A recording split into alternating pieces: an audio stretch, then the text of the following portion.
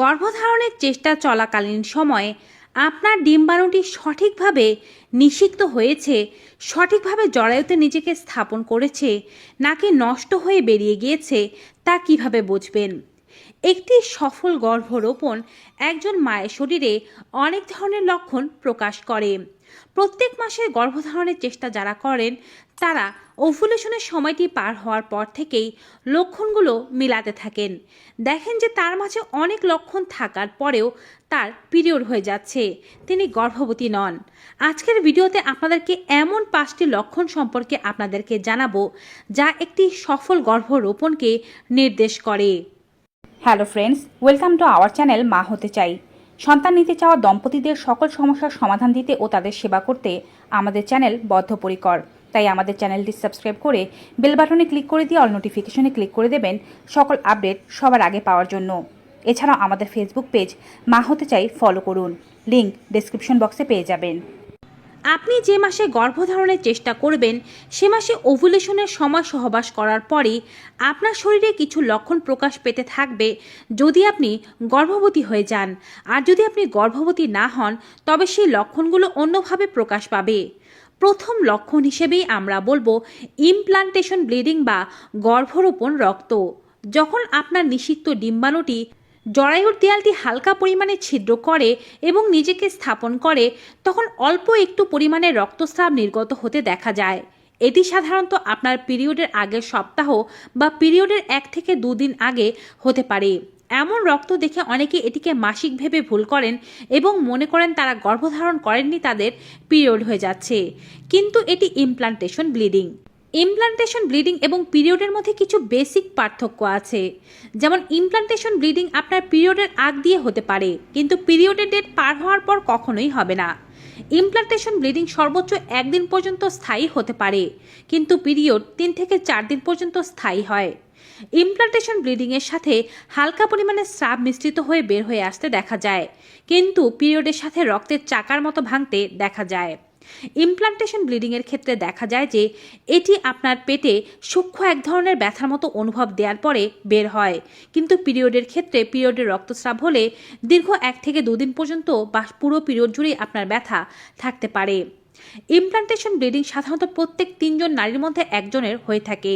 তাই implantation bleeding না হলে যে আপনি গর্ভবতী নয়, ব্যাপারটি কিন্তু মোটেও তেমন নয়। ইমপ্লান্টেশন ব্লিডিংয়ের রং পিরিয়ডের রঙের চেয়ে সম্পূর্ণ আলাদা। এটি গোলাপি কিংবা ব্রাউন বর্ণের হয়ে থাকে। অপরপক্ষে পিরিয়ডের রক্ত একেবারে রক্তলাল কিংবা তাজা টকটকে রক্তের মতো হয়ে থাকে। দ্বিতীয় যে লক্ষণটি আপনাকে নির্দেশ করে যে আপনার সফলভাবে গর্ভধারণ হয়েছে তা হচ্ছে পিরিয়ডের আগে ব্রেস্টে ব্যথা। যখন নারীর শরীরে ওভুলেশন হয় তখন এলএইচ নামক একটি হরমোন বৃদ্ধি পেতে শুরু করে। ওভুলেশনের পরে এই এলএইচ হরমোন কমতে থাকে, কিন্তু নারী শরীরে এই এলএইচ হরমোন বৃদ্ধির পর থেকেই ব্রেস্টে এক ধরনের ব্যথা অনুভব করতে তিনি দেখতে পান এবং এই ব্যথা বাড়তেই থাকে। পিরিয়ডের আগ পর্যন্ত এ ব্যথা বেড়ে যায় এবং পিরিয়ডের 1 থেকে 2 দিন পরে এ ব্যথা আস্তে আস্তে কমে যায়। ব্রেস্টের এমন ব্যথার সাথে অধিকাংশ নারীরাই পরিচিত, কিন্তু আপনার যদি সফলভাবে গর্ভরোপিত হয় তবে ব্রেস্টের এই ব্যথাটি আপনি ভিন্নভাবে অনুভব করবেন।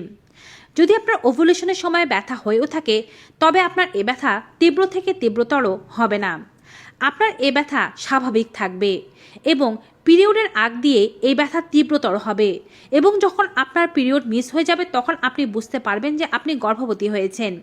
নিশ্চয়ই বেসিক পার্থক্যটুকু বুঝতে পেরেছেন। অর্থাৎ যদি আপনার সফলভাবে গর্ভরোপিত না হয় তবে আপনার ওভুলেশনের পরেও ব্রেস্টের ব্যথা যাবে না, ব্রেস্টের ব্যথা বাড়তে থাকবে এবং পিরিয়ডের 1 থেকে 2তম দিনে গিয়ে এ ব্যথা কমে যাবে।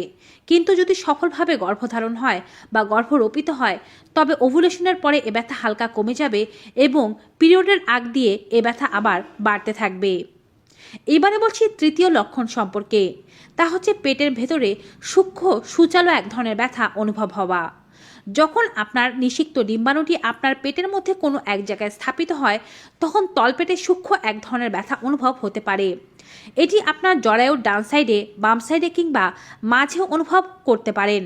যদি আপনার পিরিয়ডের 1 সপ্তাহ আগে হঠাৎ করে পেটের মধ্যে কোথাও সূক্ষ্ম এক ধরনের চিনচিনে ব্যথা আপনি অনুভব করে থাকেন এবং কিছুক্ষণ পর্যন্ত এই ব্যথাটি থেকে তা ভালো হয়ে যায়, তবে হয়তো আপনার গর্ভ রোপিত হয়েছে বলেই আপনি এমন ব্যথা অনুভব করেছেন। আর যদি এমনটা হয় যে টিনটিনে এক ধরনের ব্যথা আপনার থাকছেই, ব্যথা ভালো হচ্ছে না এবং তার সাথে লেগ ক্র্যাম্পসও হচ্ছে, তবে এটি গর্ভধারণের লক্ষণ না হয়ে পিরিয়ড হয়ে যাওয়ার লক্ষণও হতে পারে। পিরিয়ডের আগ দিয়ে অনেক নারীরাই পেটে হালকা থেকে মাঝারি ধরনের ব্যথা, কোমরে ব্যথা, পিঠে ব্যথা এবং পায়ে ব্যথা অনুভব করে থাকেন। সফলভাবে গর্ভধারণের আরও একটি লক্ষণ হচ্ছে ভেজাইনাল স্রাব বৃদ্ধি পাওয়া। যখন আপনার সফলভাবে গর্ভ রোপিত হয় বা আপনি গর্ভবতী হয়ে যান, তখন থেকে আপনার ভেজাইনাল এরিয়াতে অনেক বেশি রক্ত সঞ্চালন হতে থাকে, যার কারণে এই এরিয়াতে তখন স্রাবের পরিমাণ বেড়ে যায়। সাধারণত ওভুলেশনের পরে মেয়েদের মধ্যে স্রাবের পরিমাণ কমে যেতে থাকে, তখন তাদের যোনি এরিয়া অনেকটাই শুষ্ক অনুভব হয় এবং পিরিয়ডের আগ দিয়ে আবার পুনরায় স্রাব অনুভব হতে থাকে। কিন্তু যদি আপনার ইমপ্লান্টেশন হয়ে যায় কিংবা আপনি সে মাসে গর্ভবতী হন, আপনার স্রাবে পরিবর্তন আসবে। পুরো মাস জুড়ে অর্থাৎ ওভুলেশনের পর থেকেও আপনি দুধের মতো সাদা এক ধরনের স্রাব কিংবা হলদেটে ক্রিমের মতো এক ধরনের স্রাব দেখতে পাবেন এবং এই স্রাবের পরিমাণ ধীরে ধীরে করে বাড়তে থাকবে। যদি এমনটা হয়ে থাকে, ওভুলেশনের পর আপনার স্রাবের পরিমাণ না কমে আবার পুনরায় বেড়ে যায়, সেক্ষেত্রে আপনি বুঝে নেবেন আপনার ইমপ্লান্টেশন হবে এবং আপনি খুব দ্রুতই গর্ভবতী হতে চলেছেন। এবার সফল গর্ভধারণের সর্বশেষ লক্ষণ সম্পর্কে বলছি, তা হচ্ছে বারবার মূত্রের চাপ পাওয়া। স্বাভাবিকভাবে একজন নারী জলপানের উপরে মূত্রের পরিবর্তন লক্ষ্য করে থাকেন। কম পরিমাণে জলপান করলে মূত্র কম হবে, বেশি পরিমাণে জলপান করলে প্রস্রাবের চাপ বেশি পাবে, এটিই স্বাভাবিক। কিন্তু যখন একজন নারী গর্ভবতী হয়, তখন তার কিডনির আশেপাশে এবং জরায়ুর এরিয়াতে প্রচুর পরিমাণে রক্ত সঞ্চালন হতে শুরু করে। এই রক্ত সঞ্চালনের বাড়তি মাত্রার কারণে সে প্রচুর পরিমাণে প্রস্রাবের চাপ অনুভব করতে থাকে এবং অল্প জল পান করার পরেও বারবার তাকে ওয়াশরুমে যেতে হয়। ওয়াশরুমে যাওয়ার পরে দেখে সে স্বাভাবিকভাবে মূত্র ত্যাগ করছে বা তেমন একটা মূত্রের প্রেশার নেই, তারপরও যেন মনে হয় প্রস্রাবের চাপ একটু বেশি পরিমাণে বেড়ে গিয়েছে। যদি এমনটা হয় যে ওভুলেশনের পর আপনি সহবাস করেছেন এবং গর্ভধারণের চেষ্টা করছেন এবং তারপর থেকে খেয়াল করছেন যে আপনার মূত্রত্যাগের পরিমাণ একটু বেশি বেড়ে গিয়েছে, বারবার প্রস্রাবের জন্য আপনার চাপ আসছে, সেক্ষেত্রে আপনি বুঝে নিতে পারেন হয়তো আপনার ইমপ্লান্টেশন হচ্ছে এবং সফলভাবে গর্ভরোপিত হচ্ছে। আর যদি এমন পরিবর্তনটা না থাকে, সেক্ষেত্রে আপনি গর্ভধারণ করেননি এমনটা বোঝা যেতে পারে। এই 5টি লক্ষণ গর্ভধারণের সুস্পষ্ট লক্ষণ হিসেবে পরিচিত। এগুলো কোনো নারীর মাঝে থাকা মানে তিনি গর্ভধারণ করেছেন সে ব্যাপারে আর সন্দেহ রাখা উচিত নয়। এই লক্ষণগুলো আপনার মাঝে না থাকলে যে আপনি গর্ভবতী নয়, ব্যাপারটি কিন্তু তা নয়। প্রত্যেকটি নারীর শরীর আলাদা এবং লক্ষণগুলো তাদের মাঝে আলাদাভাবে প্রকাশ পেতেই পারে। গর্ভধারণে ইচ্ছুক সকল দম্পতিদের সকল মনস্কামনা পূরণ হোক, এই আশাতে আজকের ভিডিওটি এখানেই শেষ করব। ভিডিওটি ভালো লেগে থাকলে বেশি বেশি সকলের সাথে শেয়ার করবেন যেন সবাই এই তথ্যগুলো পেতে পারে। বিদায় নিচ্ছি, গুড বাই।